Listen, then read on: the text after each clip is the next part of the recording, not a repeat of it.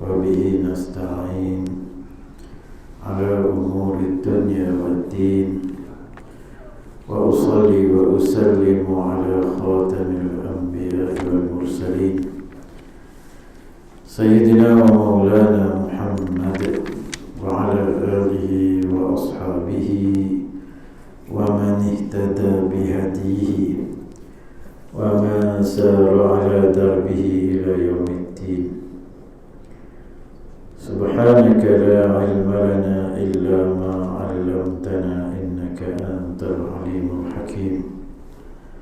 وقال رب اشرح لي صدري ويسر لي أمري واحلل عقدة من لساني يفقه قولي. أما بعد فيا عباد الله اتقوا الله وكونوا مع الصادقين. صدق الله العظيم. Ini kasihkan Haji Muhammad Nazri bin Muhammad Sa'ad, pengurusi Qaryah Surau Diri Jumat Al-Ikhwan, ahli-ahli jawatan kuasa surau, para pegawai surau, ahli-ahli jamaah, hadirin hadirat muslimin muslimat yang dirahmati Allah. Marilah sama-sama kita iftitah majlis kita pada malam ini dengan bacaan umul kitab Al-Fatihah. A'udzubillahi minasyaitonir rajim. Bismillahirrahmanirrahim. Alhamdulillahi rabbil alamin. Arrahmanir rahim. Maliki yaumiddin. Iyyaka na'budu wa iyyaka nasta'in. Ihdinas siratal mustaqim. Siratal ladzina an'amta 'alaihim ghairil maghdubi 'alaihim waladdallin. Alhamdulillah, pertama-tamanya kita panjatkan segala puji dan syukur kehadirat Allah Subhanahu wa taala dengan segala limpah nikmat dan kurnia yang telah diberikan kepada kita. Moga-moga Allah Subhanahu wa taala memberikan semua itu bukan dengan kemurkaannya. Dan kita aturkan selawat dan salam buat baginda Nabi SAW, ahli keluarga baginda dan juga para sahabat serta tabi'in dan tabi'in. Hadirin hadirat muslimin muslimat yang dirahmati Allah, pada malam ini kita sambung muzakarah kitab Penawar Bagi Hati yang dikarang dan dihimpunkan dia oleh Syekh Al-Alim Al-Allamah Abdul Qadir Al-Mandili rahmatullahi alaih. Dan kita sambung muka surat 94 kitab Jawi 96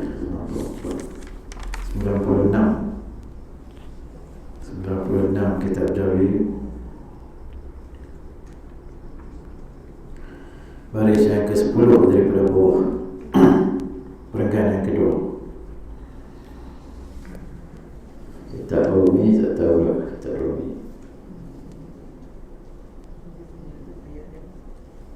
Diceritakan bahawa seorang Nabi 238, kitab Rumi 238 dan kitab Jawi 96, diceritakan bahawa seorang Nabi. Bismillahirrahmanirrahim. Qala Syekhul Musannif rahimahullahu ta'ala, nafa'ana Allahu bihi wa bi'ulumihi fid dharain amin. Diceritakan bahawa seorang Nabi adalah mengerjakan ibadat di atas bukit. Cerita zaman dulu-dulu yang ada Nabi. Jadi tuan-tuan dan puan-puan, hadirin hadirat muslimin muslimat yang dirahmati Allah, malam ini kita live di Facebook Masjid Taman Benam. Betul?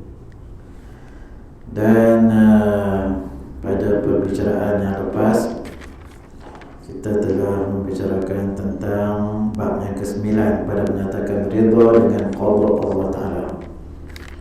Ridha maknanya suka hati, senang hati dengan ketentuan Allah tanpa ketiadaan, dengan ketiadaan i'tirad ataupun bangkang, bantah. Makna ridha senang hati, suka hati dengan apa yang Allah Ta'ala tentukan tanpa bantahan, without objection. no objection. Dalam mahkamah objection, your honor. Ini tak ada bangkangan, tak ada bantahan. Jadi kita juga dah baca tentang redha dengan qada Allah Ta'ala ni, ya. Dan yang terakhir ialah kisah Nabi Musa dan juga Nabi Khidir alaihi wassalam. Jadi kisah Nabi Musa dan Nabi Khidir ini Tuan pengarang kitab kita bawa supaya kita faham. Nabi Musa ni dia bangkang apa yang Nabi Khidir buat. Dia tegur apa yang Nabi Khidir alaihissalam buat. Jadi walaupun telah diperingatkan, kalau kamu nak ikut aku, Nabi Musa nak ikut Nabi Khidir, sebab dia nak belajar daripada Nabi Khidir. Jadi bila nak ikut, Nabi Khidir bagi syarat, nak ikut boleh, tapi tak boleh tanya, tak boleh bangkang, tak boleh tanya, kena diam, kena turun je. Sebelum tu ada bagi tahu lah, wa kaifa tasbiru ala ma lam tuhit bihi khubra. Bagaimana kamu nak sabar wahai Musa sedangkan belum ada ilmu tentang suatu perkara, kamu belum ada ilmu, jadi kamu tak akan dapat sabar. Dia dah beritahu awal tu antara personality Nabi Khidir. Allah Ta'ala buka kepada dia pemikiran futuristik, pemikiran futuristik. Dalam bahasa Melayu kita kata futuristik. Jalan ini kalimat-kalimat Inggeris ni banyak ada jadi Melayu. Pemikiran futuristik, jadi boleh nampak ke depan tu apa nak jadi. Jadi Nabi wahyu. Kalau orang soleh, kalau wali-wali Allah, itu dinamakan nama apa? Ilham. Nama juga dengan laduni. Jadi di antara kelebihan Nabi Khidir itu ialah laduni. Wa 'allamnahu min ladunna ilma. Kami ajar dia, kami beri kepada dia ilmu tanpa ada belajar, Allah bagi ilmu tanpa tu, tanpa ada guru. Boleh tak? Boleh. Allah Ta'ala boleh bagi. Jadi Nabi Musa bila ikut, dia bangkang apa yang ketebuk pegawai, kenapa yang bunuh budak ni, budak yang bersih, yang suci, bunuh apa yang pergi letak api rumah ni nak roboh dah pergi, betul kan? Jadi walaupun dah diperingatkan, kali pertama tepuk tu dah peringat, dia dah mengaku dia salah, dia silap. Kali kedua tu dia silap lagi, kali ketiga habis lah, tiga kali ya. Jadi apa iktibar yang kita boleh ambil, dia panggil moral of the story tu apa?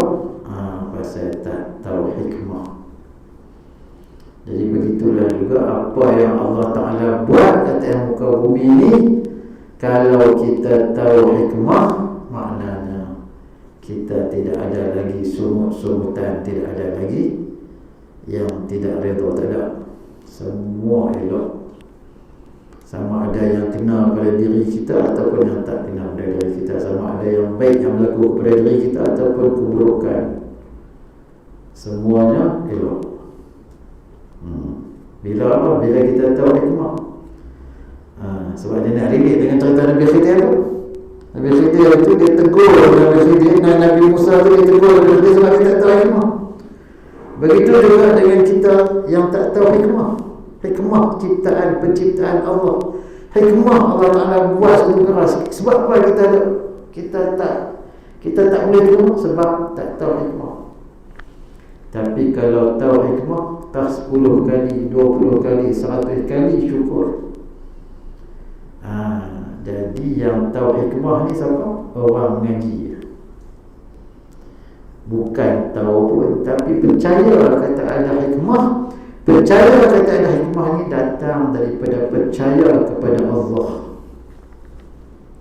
Pasal dia yang buat semua, dia yang tetap semua, dia yang laksana semua, dia yang tadbir semua daripada dia kepada dia.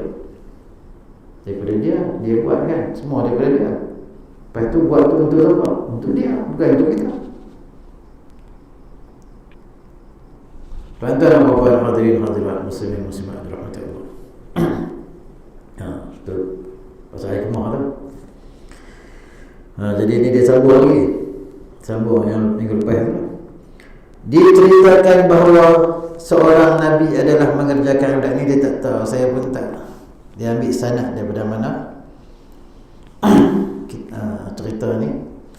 Diceritakan bahawa seorang Nabi adalah mengerjakan ibadat di atas bukit. Ada seorang Nabi ni cerita dulu-dulu lah Nabi. Zaman sekarang mana ada Nabi dah. Zaman sekarang kalau orang mengaku diri dia Nabi, memang sesat barat lah. No? Zaman sekarang kalau kata ada mengaku lagi jadi Nabi, macam siapa? Ayah P tu bukan mengaku Nabi, yang tu mengaku jadi Tuhan. Tu lagi hebat. Siapa mengaku jadi Nabi? Tu Rasul Kahar. Rasul Kahar mengaku jadi Nabi. Ada banyak, sebenarnya banyak. Saya sendiri alhamdulillah pernah jumpa orang mengaku jadi Nabi. Jadi kita ni tuan-tuan dan puan-puan, kalau orang dakwa dia jadi Nabi, ada orang ajak pergi tengok, tak payahlah pergi tengok. Pasal apa? Pasal biasa orang-orang ni semua dia ada ilmu guna-guna sihir. Dia ada sihir dia supaya orang melekat dengan dia tu, supaya orang tak berenggang dengan dia, supaya orang ikut dia, supaya orang tunduk pada dia. Ini bahaya. Jadi kalau tak kuat, bukan kalau tak kuat lah, tak sapi lah. Yang tu bukan kerja kita. Jadi kalau ada orang mengaku jadi Nabi, tak payah pergi tengok, tak payah pergi jumpa, lapor pada Jabatan Agama Islam.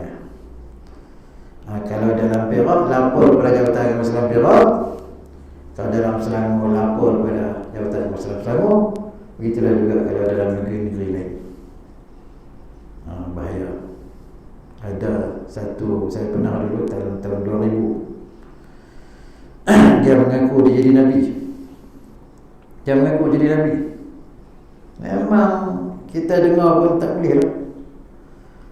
Jadi dia ni rupanya ada syarikat, company besar. Company besar. Jadi dalam company tu ramai lah pekerja tu. Ada pekerja perempuan, ada pekerja lelaki. Isteri dia pun kerja situ juga. Jadi isterinya namanya nama lain lah, tapi dia bagi nama Khadijah. Lepas tu ada budak perempuan hak baru masuk kerja, yang muda bagi nama Aisyah. Tu pasal apa? Nak ambil buat nombor 2. Jadi kita tanya dia, mana lagi Maimunah? Maria mana? Nabi kan bini 10. Kamu bawa 2 mana? Dia kata nanti tunggu.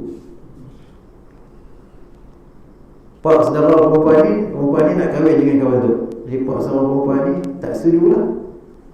Pak saudara dia pergi jumpa orang tu, dia ikut. Dia terikut dengan orang tu sekali. Tu dia panggil ilmu tunduk orang, ilmu dia bagi penunduk orang. Ini bahaya. Jadi memang ada dalam masyarakat kita ni masih ada lagi, walaupun benda ni dah jadi umum, semua tahu, tapi tak boleh elak lagi. Ada lagi benda-benda sesat macam ni, jadi kita kena hati-hati. Alhamdulillah dalam Korea kita tak ada. Ada. Jangan ada mengaku wali, kadang-kadang tak mengaku Nabi, mengaku wali Allah pada.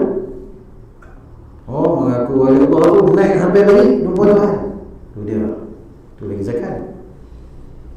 Naik jumpa Tuhan di langit, jumpa Nabi-Nabi di langit 1 sampai 7. Tu ada Nabi, dia kata aku pergi salam Nabi lah. Dengan Nabi-Nabi semua di langit tu jumpa habis. Nampaklah muka dia orang macam mana. Jadi dakwaan macam ni kena jaga-jaga. Kebanyakannya tipu. Yang ada mengaku jadi wali ni disukai. Dalam Tanjung Malim, alhamdulillah tak ada lagi lah setakat ni. Wali sebenarnya banyak wali ni, kan? Kira hari-hari ada orang jadi wali. Wali apa? Wali nikah. Tu banyak. Apa yang ada anak perempuan, semua boleh jadi wali juga. Jadi Nabi tidak ada lagi zaman sekarang. Kalau ada yang kata, Ustaz, macam mana dengan Nabi yang dulu yang hidup lagi sampai sekarang? Itu ada. Nabi dulu yang hidup sampai sekarang. Nabi apa yang hidup lagi sampai sekarang? Antaranya ialah Nabi Isa alaihissalam, yang Allah Ta'ala angkat naik ke langit, dan Allah Ta'ala tukar rupa Nabi Isa, rupa salah seorang pengikut dia yang mengkhianati Nabi Isa alaihissalam, tukar jadi rupa dia dan dia disalib. Ada lagi Nabi-Nabi lain. Nabi-Nabi lain itu selain daripada Nabi Isa itu al-mukhtalaf fi. Mukhtalaf fi maksudnya yang tidak disepakati, yang mukhtalaf, yang ulama-ulama selisih pendapat. Antaranya ialah Nabi Khidir alaihissalam. Nabi Khidir, orang-orang tasawuf, orang-orang sufi, mereka percaya Nabi Khidir itu masih hidup sampai sekarang dan nanti akan membantu Al-Mahdi dan membantu Nabi Isa alaihissalam. Dan Nabi Khidir itu di antara tugasnya ialah mengkadir para awliya. Kadir, dia perkadiran. Itu orang sufi lah, yang tu dia punya pahaman. Dan dia orang pun ada hujah-hujah dia juga. Kita tak mau sentuh lah bab tu hari ni, malam ni. Tapi yang muttafaq alaih, yang disepakati para ulama ialah Nabi Isa alaihissalam, di mana Nabi Isa alaihissalam akan turun dan memerangi Dajjal. Bahkan baginda Nabi Isa alaihissalam yang akan membunuh Dajjal dengan tongkat baginda. Di mana dia bunuh Dajjal? Di Babulu, dalam Israel. Dalam ada satu tempat nama Babulu. Kita tengok orang Israel ni, orang Yahudi ni kuat membaca dan mereka kaji Islam. Jadi bila mereka baca hadis yang kata Nabi Isa alaihissalam tu akan bunuh Dajjal di Babulu, mereka buat airport di Babulu. Mana tahu kok tak dan dia nak Nabi Isa nak bunuh, sempat lagi nak ke terbang. Punya percaya dia dengan apa yang ada dalam hadis-hadis Nabi sallallahu alaihi wasallam. Itu Nabi. Diceritakan bahawa seorang Nabi adalah mengerjakan ibadat di atas bukit. Seorang Nabi itu dia buat ibadat atas bukit. Dan ada mata air hampir daripadanya. Ada mata air. Maka lalu seorang yang menunggang kuda dengan mata air itu. Jadi ada seorang Nabi ni dia ibadat biasa. Orang dulu-dulu mereka bersunyi diri. Kalau kita baca sirah-sirah Nabi dulu, memang biasa tu berkhalwat. Dia panggil khalwat. Khalwat ni maksudnya apa? Bersunyi diri lah. Dia bersunyi, dia pergi satu tempat, dia bersunyi diri, dia buat ibadat, kan? Dia mentala'ah ke apa-apa, macam tu lah. Dia buat ibadat, dia berzikir. Jadi macam itulah juga dengan seorang Nabi ini. Bila nak cari tempat tu, nak cari tempat, biasanya cari tempat yang dekat dengan air lah, sumber air. Ada yang duduk dekat dengan sungai, ada yang duduk dengan mata air. Jadi Nabi ini duduk dekat mata air. Bila dia duduk dekat mata air, satu ketika lalu seorang yang menunggang kuda dengan mata air itu. Maknanya dia lalu dekat situ lah. Maka minum ia dan lupa ia akan kendinya yang ada di dalamnya 1000 wang emas. Jadi dia lalu seorang penunggang kuda. Jadi dia bawa dalam beg dia tu, kendi tu beg lah. Beg dia tu kan, beg dia tu ada 1000 wang emas. Kemudian datang orang yang lain, maka mengambil ia akan kendi itu. Mari pula orang lain ambil beg tu. Jadi dia penunggang kuda tu, dia lalu situ minum air. Jadi tinggal lah kendi tu, beg tadi tu tertinggal. Bila beg tadi tinggal, mari orang lain ambil beg yang ada 1000 wang emas tu. Kemudian datang orang yang lain, maka mengambil ia akan kendi itu. Kemudian datang seorang miskin yang memikul kayu api. Jadi 2 orang lah lalu. Yang pertama penunggang kuda, yang kedua orang yang lalu juga di situ. Jadi dia yang ambil beg yang penunggang kuda tadi tu tercicir lah, kita kata tercicir. Jadi dia ambil, dia pun pergi. Lepas tu yang ketiga datang orang miskin. Orang miskin ni pun lalu situ minum air juga, dia tengah pikul kayu api. Maka minum dia dan berbaring dia kerana mengambil kesenangan. Maksudnya dia orang miskin tu pikul kayu api, jumpa mata air, jadi minum air. Lepas minum tu relax lah, berbaring lah. Maka kembali orang yang menunggang kuda itu, maka tiada melihat ia akan kendinya. Maka menangkap ia akan orang miskin itu, maka menuntut ia daripadanya akan kendinya, dan menyiksa ia akan dia. Maka tiada mendapat ia akan dia pada sisinya, maka membunuh ia akan dia. Jadi orang miskin tu dah minum air kan, dah duduk pikul kayu api, letih lah. Pikul kayu api, cari kayu api rambutan, letih. Letih tu lalu mata air, berhenti dekat mata air, minum air semua, berhenti, berbaring, relax tu. Penunggang kuda yang tadi yang tercicir duit 1000 emas tu, dia patah balik, cari balik mana dia wang dia berisi 1000 wang emas tadi tu, mana pergi. Jadi bila kata dia tengok tak ada, dia pun tanya orang miskin tadi duduk tengah relax tadi. Tanya orang miskin tadi, orang miskin tu kata, mana saya tahu. Memang dia tak tahu lah, bukan dia ambil. Mana saya tahu, bukannya saya ambil. Saya tengok pula. Dia tak puas hati, dia siksa. Last sekali dia bunuh. Penunggang kuda tu bunuh. Bunuh siapa? Bunuh orang miskin. Memang dia tak ambil duit kau tu. Yang ambil duit kau tu orang bodoh. Penunggang kuda, lepas tu penunggang kuda tu tercicir. Mari orang kedua tu yang ambil. Orang ketiga ni penunggang fakir miskin, orang miskin tadi.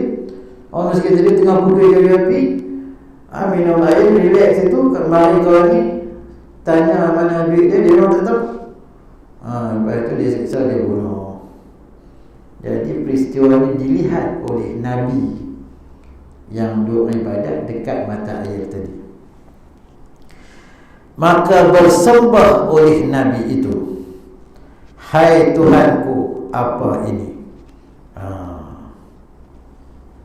Kita percaya semua yang berlaku adalah ketentuan Allah.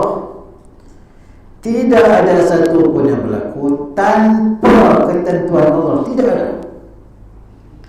Sampai daun yang gugur, sehelai daun yang gugur, itu dia tak gugur sia-sia. Semuanya dengan ketentuan Allah, semuanya ada hikmah yang kita tak tahu. Kita percaya macam tu. Cuma Nabi tadi dia mungkin kita kata dia nak tahu lah, dia nampak macam tak fair. Ya. Nampak macam mana ni? Pasal apa orang tu boleh bunuh kawannya pula? Kawannya kan tengah pergi kopi, tengah relax, orangnya boleh bunuh dia. Jadi dia tak puas hati, dia tanya Allah Ta'ala lah, Nabi ni memang dia hubungan dia dekat dengan Allah. Dia tanya, hai Tuhanku, apa ini? Yang mengambilkan dia itu orang zalim yang lain. Yang ambil duit tu, yang ambil duit 1,000 dinar, 1,000 wang emas tu orang lain. Dan engkau keraskan ini yang zalim atas orang miskin ini hingga membunuh dia akan dia. Jadi engkau bagi kekuatan pada penunggang kuda, pada orang zalim juga. Bagi kekuatan pada penunggang kuda, pada orang zalim itu ke atas orang miskin. Maksudnya bagi keizinan lah, seolah-olah bagi keizinan lah untuk orang yang tidak berdaya dizalimi hingga membunuh dia akan sampai orang tu boleh bunuh orang miskin tadi. Memang macam tu lah. Sebab dia nak tahu, dia curious. Orang sekarang kata curious, maknanya dia nak tahu apa hikmah. Apa hikmah Nabi Allah Ta'ala cipta macam ni. Nampak pelik ni. Maka berfirman Allah Ta'ala bagi Nabi itu, berbimbang olehmu dengan ibadat engkau. Berbimbang olehmu dengan ibadat engkau maksudnya jangan duk sibuklah hal orang lain. Bimbanglah dengan amal ibadat kamu tu. Kamu ibadat tu aku terima kan belum, tak terima kan belum tahu lagi. Jangan duk sibuk hal orang lain. Jangan duk sibuk, kita kata quote and quote, takdir aku dan kerja aku. Semua tu yang berlaku dengan takdir Allah, perbuatan Allah. Maka bukan pekerjaan engkau mengetahui rahsia kerajaan Allah. Rahsia kerjaan, rahsia kerajaan tadi yang buku bahasa ni.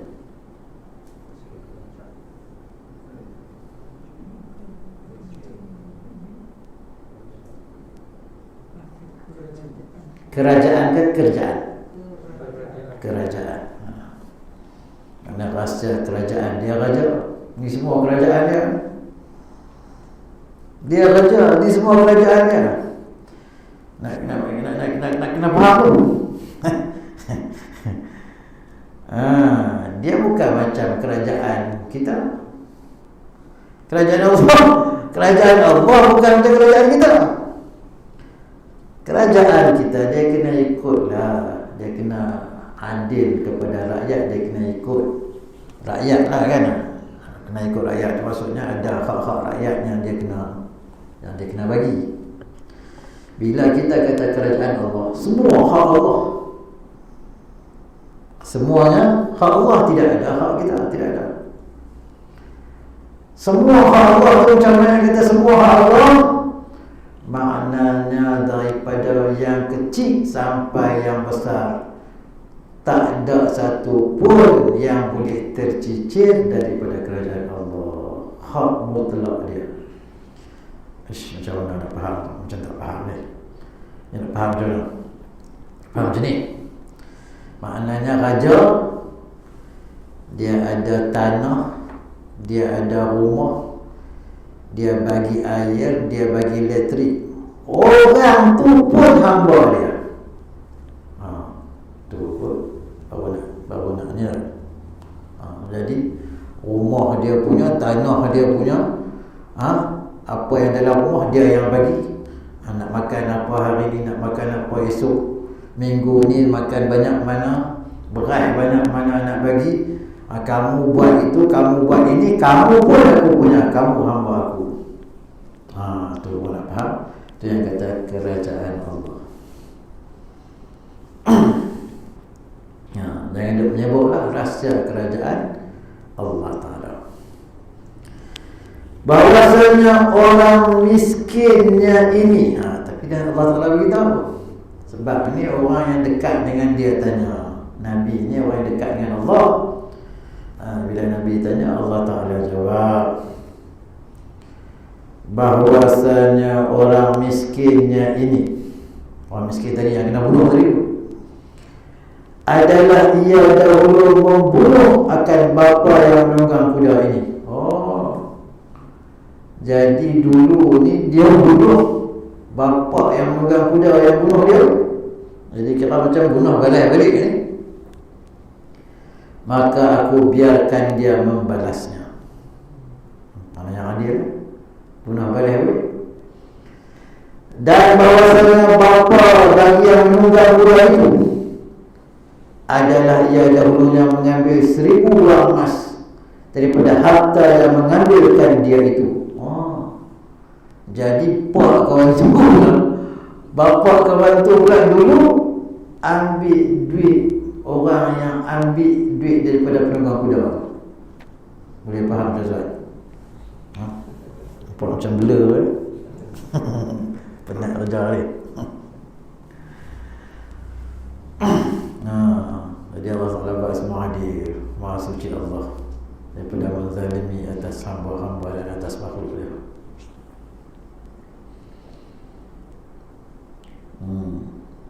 Maka aku biarkan dia membalasnya, dan bahwasanya bapa bagi yang menunggang kuda itu adalah ia dahulunya mengambil 1000 uang emas daripada harta yang mengambilkan dia itu. Ya, yang mengambil kendi itu. Yang mengambil kendi itu, bukan mengambilkan dia, mengambil kendi itu. Jadi yang uang emas kan kendi itu. Maka aku pulangkan akan dia kepadanya daripada harta pusakanya. Jadi macam harta dia lah kan dia ambil tu. Tu yang Nabi kata, kama tadinu tudan. Seperti mana yang kamu lakukan, kamu akan diperlakukan. Jadi orang-orang soleh, Nabi-Nabi mereka sangat takut untuk menzalimi, untuk tidak berlaku adil. Dan kita boleh bahwasanya yang dituntut daripada hamba ini ibadat yang menghampirkan diri kepada Allah Ta'ala, dan tatkala adalah mengingatkan akan mati itu sebesar-besar suatu yang memberi manfaat pada ibadat. Maka menyambut hamba akan dia di sini. Maka hamba berkata, jadi ini habislah bab tu, bab redha dengan ketentuan Allah, redha dengan qada Allah Ta'ala. Tapi kita kena faham itu, redha dengan mencegah, redha dengan qada Allah Ta'ala dan benci akan kufur tu, itu satu masalah yang kita kena faham. Itu yang saya dah terang pada kesempatan yang lepas. Yang tu yang sangat penting dalam bab ni, yang tu yang penting. Ini yang nampak mencolok, yang nampak menonjol antara redha dengan qada Allah Ta'ala dan juga benci dengan kekufuran. Dia jangan sama. Jangan sama macam mana? Contoh, kita tengok ada maksiat yang berlaku, kita redha.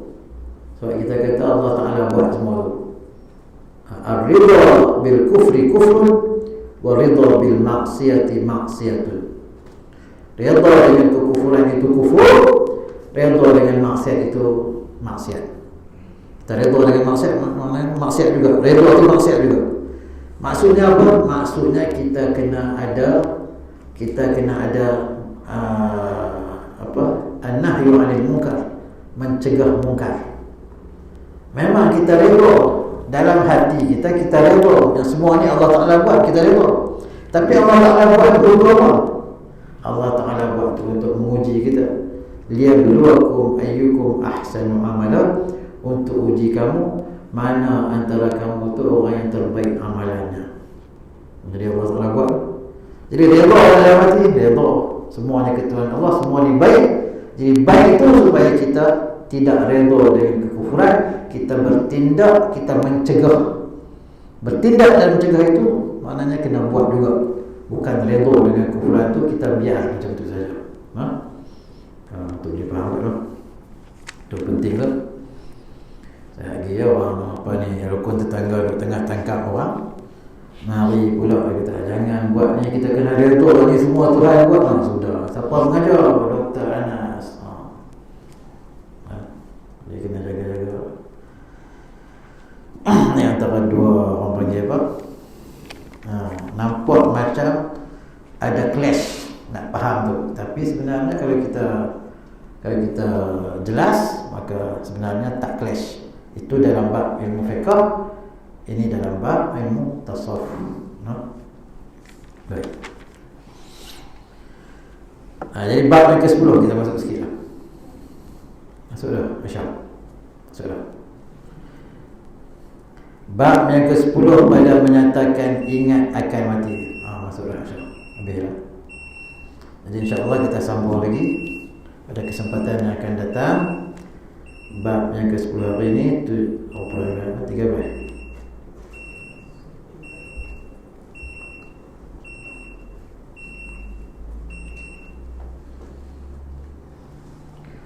Wallahu ta'ala a'lam bishawab. Ada soalan? Alhamdulillah jelas semua. Tak ada soalan. Ya, fadhilnya sekadar itu saja dapat disampaikan. Apa yang baik itu daripada Allah Subhanahu wa taala. Salah silap saya mohon banyak-banyak ampunan maaf. Wa sallallahu wasallam ala sayyidina wa maulana Muhammad wa ala alihi wa sahbihi ajma'in. أقول قولي هذا وأستغفر الله تعالى لي ولكم ولسائر المسلمين والمسلمات والسلام عليكم ورحمة الله تعالى وبركاته.